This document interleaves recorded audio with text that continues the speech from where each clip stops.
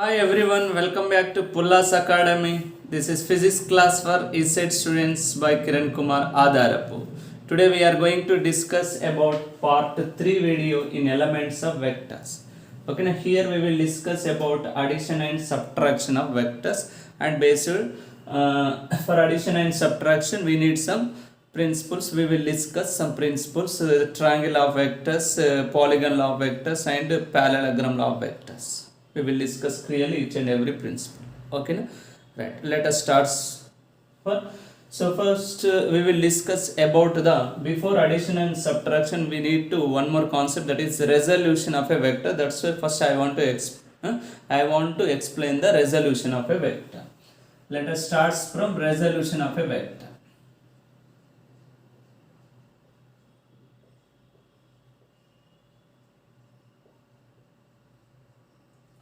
Right. What is resolution of a vector? Resolution means divided. A vector is possible to divide it into some components. So a vector is divided into some components, that is called resolution. Okay, na? So here first we will discuss resolution of a vector in a plane. In a plane or in xy plane. First we will discuss in xy plane. That means in 2 dimensional we will discuss in 2 dimensional. Later we will discuss in 3 dimensional. Okay, right. So in 2 dimensional means we have to consider, for example, this is xy plane, this is x axis, this is y axis, this is origin. If you consider one vector in xy plane, suppose this is one vector, this is a direction of the vector, this is a magnitude of the vector. Suppose its vector is r bar is a vector, its the initial point, this is the final position. OP stands the vector, it is the direction, this is. So this is a given vector, this given vector makes some angle theta with the x axis. This vector in a plane and it makes some angle theta with the x axis. Okay, it is not along x axis, not along y axis, it makes some angle theta with the x axis. Okay, in this way we have to consider.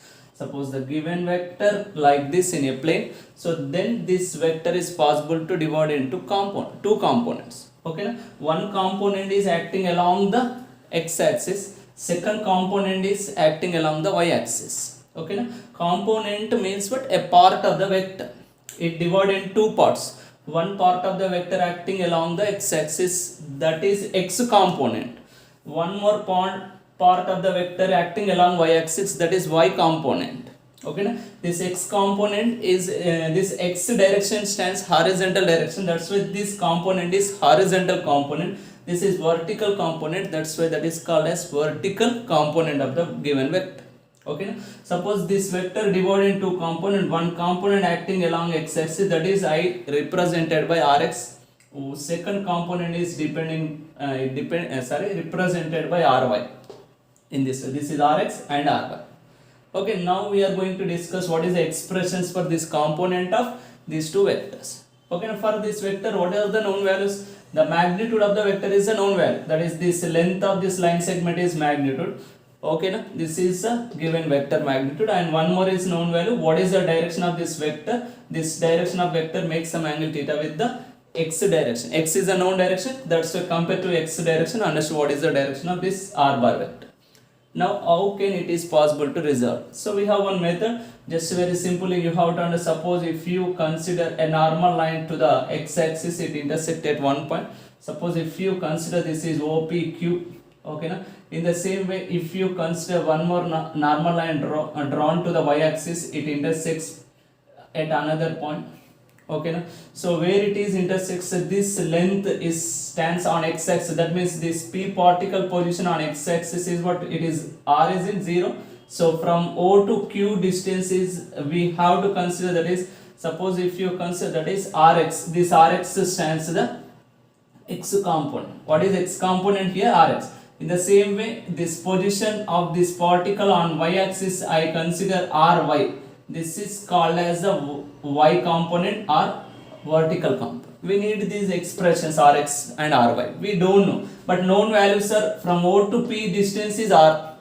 Actually along this side r bar vector is acting, this line segment stands the magnitude of the given vector. That magnitude of the given vector is modulus of r bar, or it is modulus of r bar is simply stands r. It is also denoted by r. O to P is r and here theta. So if you observe in this triangle, this is one triangle. In this triangle, known values are one is r, one is theta, second one is r. So here in this triangle, if you want to these two components expressions, this is the derivation. This is the procedure to derivate the rx and ry. So here in triangle, suppose what is triangle here? OPQ is a triangle. In this triangle, if you define sin theta, suppose, so sin theta according to the definition, opposite side by hypotenuse. Opposite side by hypotenuse. Which is opposite side here in the triangle? This is theta. Its opposite side is PQ. Okay. Hypotenuse is what? This is 90 degrees. Its opposite side OP is the hypotenuse from the diagram. PQ stands what? What is PQ stands here? This PQ is parallel and equal to OR. OR stands RY. Indirectly, PQ stands OR by OP. OR stands RY and OP stands R. It is similar to R. That means sin theta is equal to RY by R. We need expression for RY. RY is equal to R into sin theta. Okay, now this is called as a vertical component of the vector. What is the expression for vertical component of the vector? That is r into sin theta. If you have a vector in a plane, it makes some angle theta with the horizontal, then vertical component is r sin theta. In the same way, if you need horizontal component, define cos theta in the same triangle. If you define cos theta according to the definition, that is adjacent side by hypotenuse. What is adjacent side here? OQ is the adjacent side here. And what is hypotenuse OP? OQ stands always here in the diagram RX. OP stands what? R. This is cos theta is. Whereas Rx is equal what? From the expression R cos theta. So this is the expression for Rx. Okay, that means horizontal component formula is R cos theta. Vertical component is r sin theta. If the given vector makes some angle theta with the horizontal, so then horizontal component write in terms of cos theta, whereas vertical component write in terms of sin theta. That's the procedure. Okay, now this is about the resolution of a vector in a xy plane. Okay, now if you have any vector in a plane that is divided in two components, one component horizontal component, that expression always write in terms of cos theta, vertical component is write in terms of sin theta. Otherwise, the same vector makes the same angle with vertical component. So now this vertical component write in terms of cos theta, this horizontal component write in terms of sin theta. Suppose if you know this is the known angle, so then Rx formula is r sin theta. Ry formula is r cos theta. That is the difference. Suppose if given like this angle is given, so you have to change. 90% asking question in this area. For confusing giving this angle, you have to write reversely. Okay, now so this is about the resolution of a vector in xy plane. Now we are going to discuss about the resolution of a vector in xyz space in 3 dimension. Suppose this is x-axis, y-axis, actually this is z-axis. Okay, we consider same particle P. From the origin, what is the position vector is r bar. For example, what is this position with respect to the x-axis is x, with respect to the y-axis is y. So I consider this position is rx, ry, rz. These are the components. It divided into 3 components. Okay, now? So if you want x component, draw the normal line to x-axis where it is intersect. That point is considered as a rx. Okay, now? In the same way, if you consider this is ry, so pqr. If you consider this is ry. In the same way, actually this is not actual position. This is z-axis. With respect to z-axis, its position we consider that is rz. We have to consider that is rz. So these 3 are the components. Okay, now that's why resolution of a vector in xyz plane. So then this position vector r bar in terms of x, y, z components, that is rx I cap plus ry j cap. So next plus what? R z k cap. This is the expression for position vector in 3 dimensions. Here Rx, Ry, Rz are the components of R bar vector in 3 dimensions.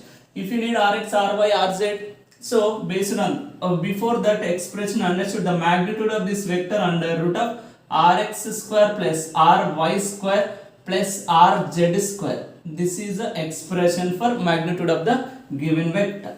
Okay, so here if you want to the direction of this three-dimensional vector, so the direction of a vector, so we have to consider like this. The first one is, so listen to me here, for example this this vector makes some angle alpha with the x-axis. So then if you want to the direction cos alpha, define cos alpha in this triangle, so then adjacent side by what? Hypotenuse. Adjacent side is Rx, hypotenuse is similar to the magnitude of the vector, that is R or modulus R. So this is a formula R. So then modulus R bar, so then Rx is equal to modulus R bar into cos alpha. This is the form.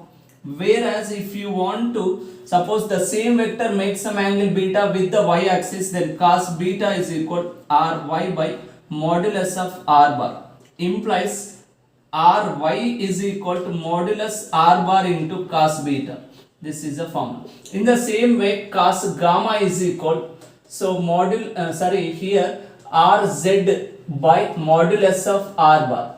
So then Rz is equal to modulus R bar into cos gamma. So these are the expressions. This is x component, y component, z components, okay, in 3 dimensions. So if you know these values, substitute in the formula, you get it. So this is about the procedure to resolution of a vector in 3 dimensions. Now we are going to discuss about the addition of vectors. Suppose we have two vectors. One is a bar. A bar is equal to, in x, suppose we will discuss in a plane, sir, in a space, a bar is equal to ax I cap, ay j cap plus az k cap. This is the 3-dimensional vector. So we have one more vector b bar, that is similar to bx I cap, next by j cap plus bz k cap.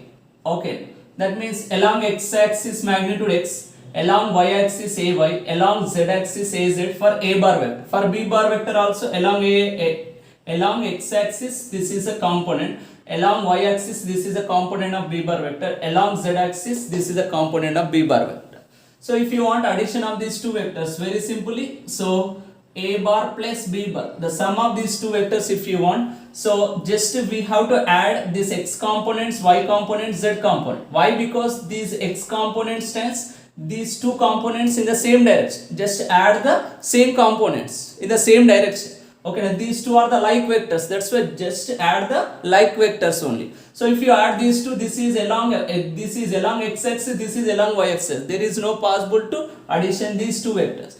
That's why just add the like vectors. That means ax, what is the procedure of addition of vector? Ax, bx. This is a procedure to addition the two vectors. Okay, next ay plus by into z, next plus az bz into kk. So this is called as a resultant vector. It's resultant vector. In this way we have to measure.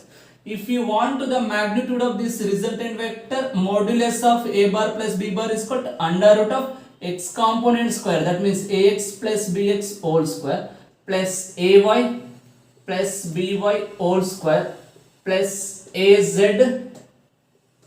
plus bz whole square. This is called as a magnitude of the given vector.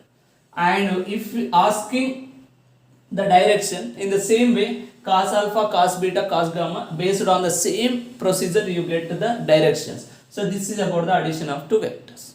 Okay, I think you understood what is addition of vectors. But here for addition of vector we need to understood the principles, laws of addition of vectors. Now we are going to discuss about laws of addition of vectors. We know the laws of addition of scalars, but we don't know the laws of addition of vectors. That's why now we will discuss about the laws of addition of vectors. It obeys the first principle is commutative law. Commutative law. Why it obeys commutative law? Because we have two vectors. One is a bar vector, second one is b bar vector. So actually here if you have two vectors, then you get a bar plus b bar is equal b bar plus a bar. Okay na? So a bar plus b bar is always similar to b bar plus a bar. That's why it obeys the commutative. Okay na? So whereas second one is commutative law. After that the second principle is here associative law. Associative law. So it obeys the associative law. Why? Because we have three vectors a bar, b bar, c bar vectors. Suppose it obeys this principle, this expression a bar plus of b bar plus c bar is always similar to a bar plus b bar of plus c bar. That's why it obeys the associative law. Okay. In the same way, one more principle, it obeys also distributive law. Distributive law. Why it obeys the distributive law? We have two vectors. One is a bar vector, b bar vector. C is the scalar. So then here c into, suppose a bar plus b bar. This is similar to c into a bar plus c into b bar. So when it obeys this principle, then we have to understand it obeys the distributive law. That's why it obeys these all principles. A bar plus b bar is always similar to a bar, b bar plus a bar, and a bar plus of b bar plus c bar is called a bar plus b bar of plus c bar. So that's why it obeys associative law. It obeys this principle also. That's why it is called as distributive law. This is about the addition of vector. Instead of ax bx given in the problem given, suppose example given a bar is equal 2i cap plus 3j cap plus 4k cap, and one more vector is given b bar is equal 4i cap plus 3j cap plus 4k cap is given. So what is asking? Addition of these two vectors, asking a bar plus b bar, and what is the magnitude of the resultant vector is asked. A bar plus b bar is called what here? 2 plus 4. These two I cap components, x components 2, 4. 2 plus 4 is what? 6 I cap. Next y components 3 plus 3 is what? 6 j cap. 4 plus 4 z components are 8 k cap. This is called as a bar plus b bar. Suppose if asking magnitude of this resultant vector, modulus of a bar plus b bar. So we know the formula, r bar is called xi cap plus yj cap plus zk cap. What is the formula? Modulus r bar is called under root of x square plus y square plus z square. Here x component square plus y component square plus z component square. This is the procedure. That means under root of 36 plus 36 plus 64. Okay na? So here it is similar to root 136, this value. This is the magnitude of this resultant vector. This is a resultant vector. This is the magnitude of the resultant vector. If you want a direction based on the cos alpha, cos beta, cos gamma formulas, you get it. So this is about the addition of vectors. Now we are going to discuss about the subtraction of vectors. Here also you have two vectors. One is a bar, that is ax I cap plus ay j cap plus az k cap, and second vector b bar is equal bx I cap plus by j cap plus bz k cap. If you want to the subtraction of these two vectors, just a bar minus b bar, subtraction is. So how to subtract? Just subtraction of x components, y components, z components. That is the process. Just so that means ax minus bx. Don't write ax minus by. Okay. So this is x-axis along x-axis along y-axis. Okay. So that means its resultant vector is ax minus bx I cap plus ay minus by j cap. Next what? Az minus bz into k cap. So this is about the a bar minus b bar. If you want magnitude of this a bar minus b bar vector, under root of ax minus bx whole square plus ay minus by whole square plus az minus bz whole square. That is a similar procedure. There is no difference. This is about a bar minus b bar. But here very important point, here asking question, in the previous also asking here question. So but addition of vectors obeys commutative law, associative law and distributive law. But here whereas subtraction of vectors does not obeys the commutative law. It does not obeys commutative law. Commutative law. So why it does not obeys commutative law? Because reason is a bar minus b bar is always not equal to b bar minus a bar. Okay, now what is the reason here? Because so a bar minus b bar is not equal to b bar minus a bar. That's why it does not obey the commutative. Okay, if it does not obey commutative law, we now it is not required to discuss about the remaining principle, associative law, distributive law. They are also not obeys. Why? Because so if it obeys commutative law, we will discuss about the next principles. That's why there is no need to discuss about the remaining principles. That's why subtraction of vector does not obey the commutative law is an important point. This is about addition and subtraction of vectors. Now we are going to discuss about the triangle of vectors. Okay, so we need to understand the statement here. Important statement. According to the statement here, when three vectors, three forces means force is one of the vector. Three vectors are acting at one point O, suppose. Then this O point is in equilibrium. When this O point can keep a equilibrium. Okay, na? So then the three forces can be represented as a adjacent sides of a triangle. These three forces represents as the sides of the triangle taken in order both in magnitude and direction. So that is called as triangle of vectors. That means three vectors acting at one point. By these three vectors the particle is in equilibrium state. So then by using these three vectors in the same direction with the same magnitude, so we have to construct the triangle. It is by using these three vectors to possible to construct the triangle. If it is possible to construct the triangle in the same order, that means in the same direction with the same magnitude and direction, so then it obeys the triangle of vectors. That is the statement. So for example, from this example, this is O is one particle here. Here acting one p bar vector acting in this direction, q bar vector acting in this direction, r bar vector. Due to these three vectors, this particle P, this particle O is in equilibrium state, suppose. So then using these three vectors here, we have to construct this triangle. Here possible to construct the triangle. So that is means here, listen to me, this P bar vector direction, along this direction, in the same direction construct. In the same direction we have to construct q bar. In the same direction r bar. In the same order, if you by using these three vectors, if you completed the triangle, so here possible to construct this triangle. That's why this it obeys the triangle of vectors.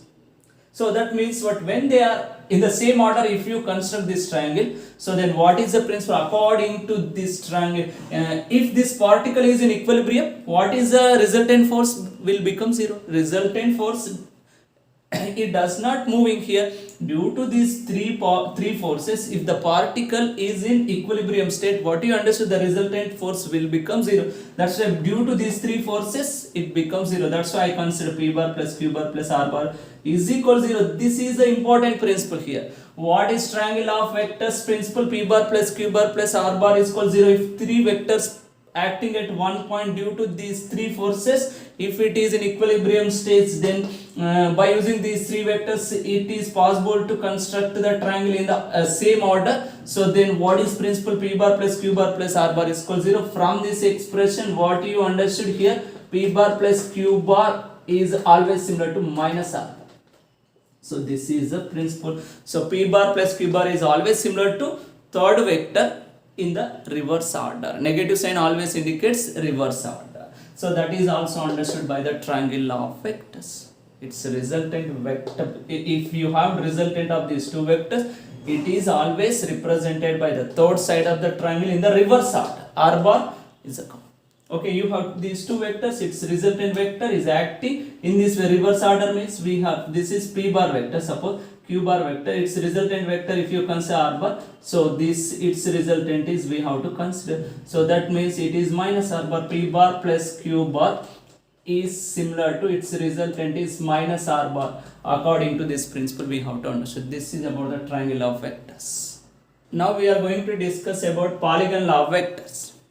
Same principle in the same vector, in the same way. So we have to consider if a number of forces acting at a point O can keep a particle in equilibrium, these forces can be represented as the sides of polygon taken in order both in magnitude and direction. Instead of 3 forces, if n number of forces, suppose here I consider 5 forces. So these 5 forces are acting at one point O. Due to these 5 forces, this particle is in equilibrium state. So then when it is in equilibrium state, then the resultant force is 0. That's why based on that concept, the resultant of these all forces becomes 0. When it is 0, here you get, by using these 5 forces, here you get one polygon in one order.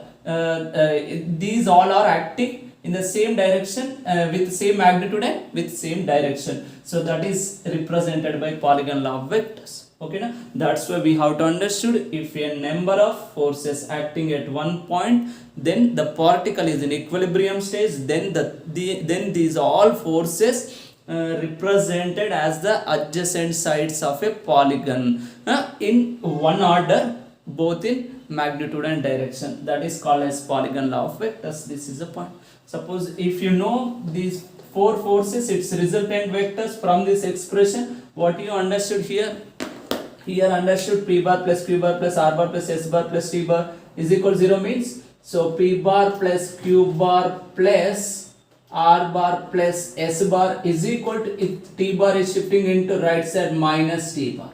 That means if you want the resultant of these all 4 forces based on the polygon law of vectors, it is similar to the last side of the polygon represents the resultant of these all vectors in the reverse order.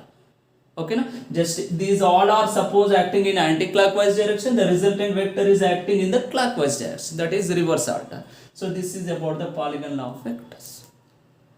Okay, na? I hope you understood. So if the addition of vectors obeys this triangle law of vectors, polygon law of vectors, and we have one more principle in the next video I want to explain, that is parallelogram law of vectors. If you obeys these all principle, so then the addition of vectors is possible. Okay, na? So these are the principles for addition of vectors. We must and should we have to understand this principle, then only we have to understand how to addition the given two vectors.